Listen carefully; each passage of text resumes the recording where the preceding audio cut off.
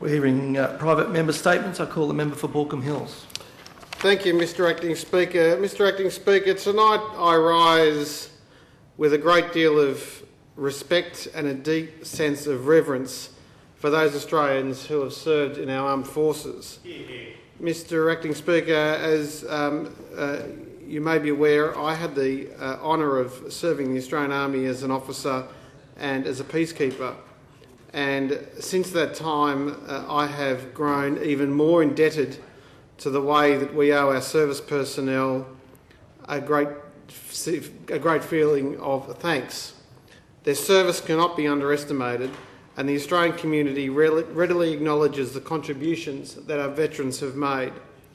Mr Acting Speaker, showing this respect is an important act of community thanks, which shows veterans that their service and sacrifice is not only appreciated, but it is also admired. It would be a moral travesty to think that some veterans who do not receive the recognition from the Australian people that they deserve are ignored.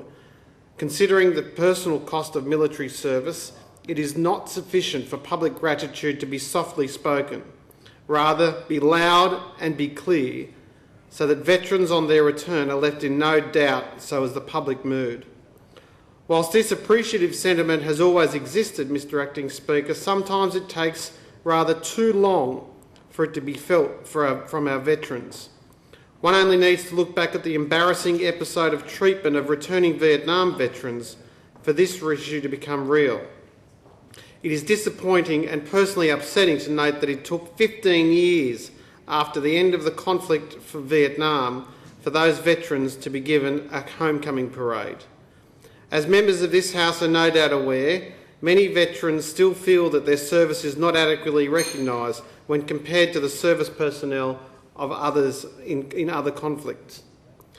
Mr Acting Speaker, I would like to take this opportunity to commend a constituent of mine, Mr Rick Barney Bigwood, who today gave me the pleasure of launching his book, We Were Rios, about his experiences in Vietnam.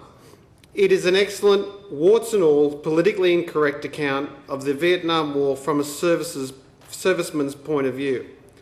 Further, it was a great honour for me to meet so many Vietnam veterans this morning, each of whom is deserving of our respect and admiration.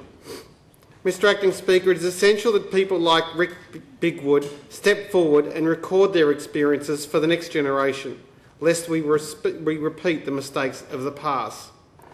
I shudder to think that something similar to what faced our Vietnam veterans when they return home could happen again with our 21st century peacekeepers. Even if you don't agree with the politics of the military engagement, it is the duty of all Australians to not only respect our serving men and women, but also ensure that those veterans are aware of our appreciation. That is why, Mr Acting Speaker, I've written to the Prime Minister to request that our peacekeepers be given a homecoming parade befitting of the heroes that they are. The realities of modern conflict has meant that veterans don't get the same sense of closure as they did in previous engagements, as there is no definitive end date. A parade is a priority to ensure that we show the respect of our servicemen and women so that they so truly deserve. Thank you. Mr Speaker.